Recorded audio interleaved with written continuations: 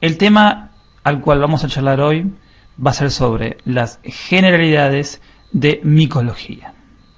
A la micología la vamos a definir como la rama de la microbiología que estudia los hongos. Los hongos son microorganismos que pertenecen al reino fungi.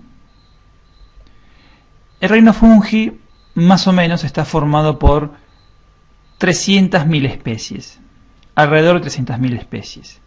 De estas 300.000 especies, solo entre 200 y 300 son las estudiadas en la micología médica. Digamos que entre 200 y 300 son de importancia para la medicina, especialmente para la infectología y el estudio de las infecciones producidas por los hongos. Vamos a hablar de las aplicaciones. Una de ellas fue y sigue siendo la industria, como por ejemplo en la fermentación de bebidas, especialmente de bebidas alcohólicas, y también de algunas panificaciones. Se utilizan también para la maduración de quesos y de algunos embutidos. En la actualidad han tenido un gran resurgimiento en el uso en la actividad industrial y también en la industria farmacéutica, como por ejemplo la síntesis de proteínas unicelulares. También tiene un uso importante en la agricultura y en la producción de antibióticos, digamos fármacos contra distintos microorganismos. Características generales de los hongos, o eumicóticas, como sinónimo del mismo. Vamos a definir que los hongos son organismos eucariotas. Esto quiere decir que son organismos que poseen un núcleo verdadero, envuelto por una membrana nuclear, con presencia de nucleolo y cromatina.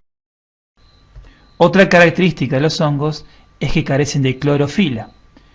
Esto nos va a diferenciar de otros organismos como las plantas. Una característica importante de los hongos es que no forman tejido. Los hongos, a su vez, también pueden ser organismos unicelulares y multicelulares. ¿Esto qué quiere decir? Que van a estar formados por una sola célula, si son unicelulares, o por varias células o multicelulares. Los hongos son seres heterótrofos.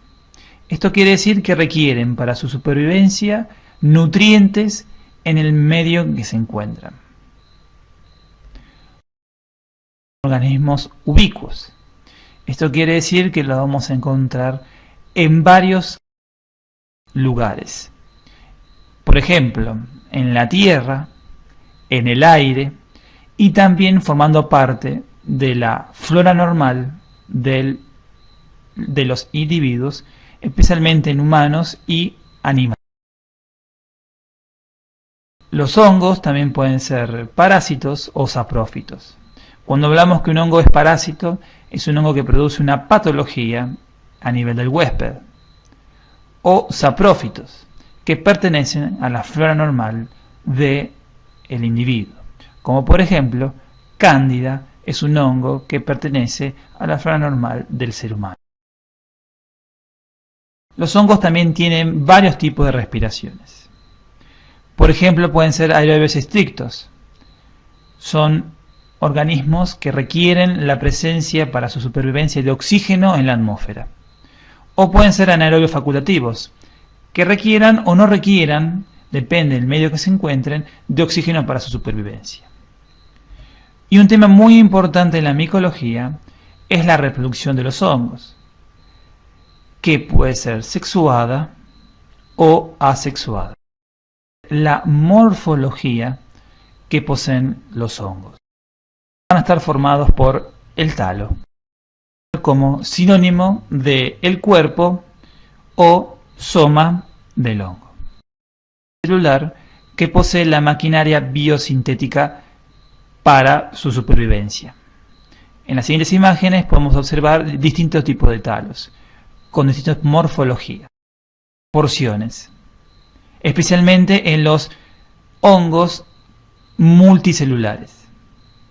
El talo puede ser el talo vegetativo, es el talo que se encarga de la nutrición y de la resistencia del hongo.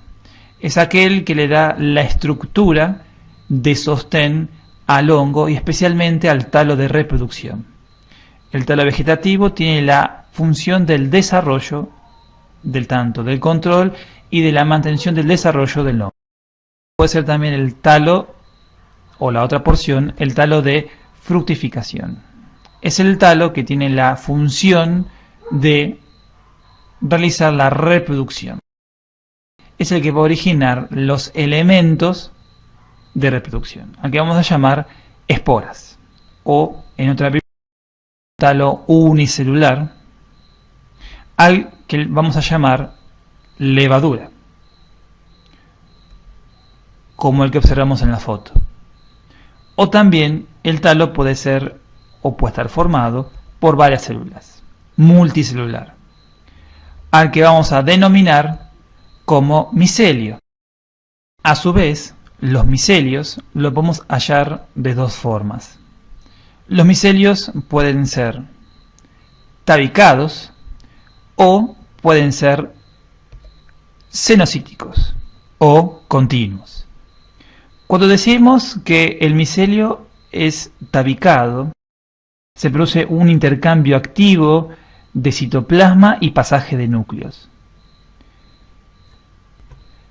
Los segmentos o las hifas, que vamos a definir luego, del micelio septado o tabicado, tienen habitualmente un espesor de 2,5 micrómetros, en tanto que el micelio continuo o cenocítico presenta un diámetro entre 10 a 15 micrómetros. Cuando hablamos de los hongos levaduriformes o levaduras, hablamos de un hongo que posee la célula en forma esférica, ovoide o cilíndrica. El ancho puede variar entre 2 a 20 micrómetros y el largo entre 2 a 50 micrómetros. Este tipo de hongos, algunos, poseen brotes.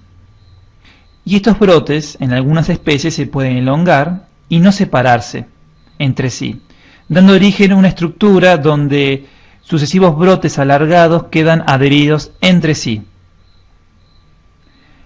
y la célula madre.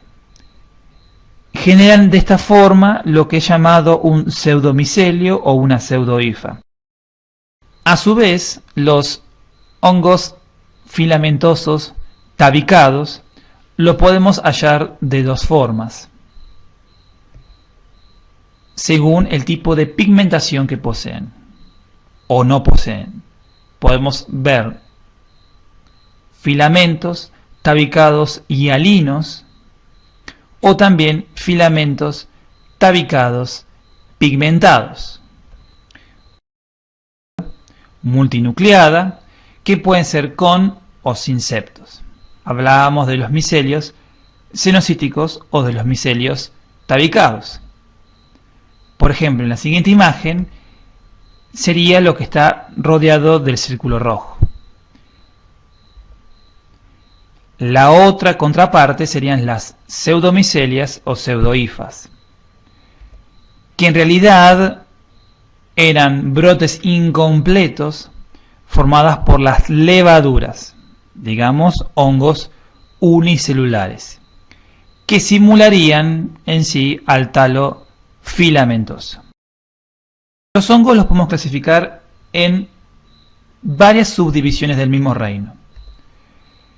Vamos a iniciar con los zigomicota, que como características principales poseen un micelio cenocítico y que lo podemos hallar en la tierra o como parásitos de plantas y de animales.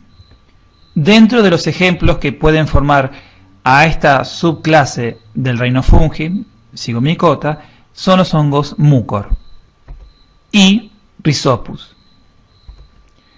La otra subdivisión es el Basidiomycota. Basidiomycota son hongos que pueden ser unicelulares o algunos con micelio septado.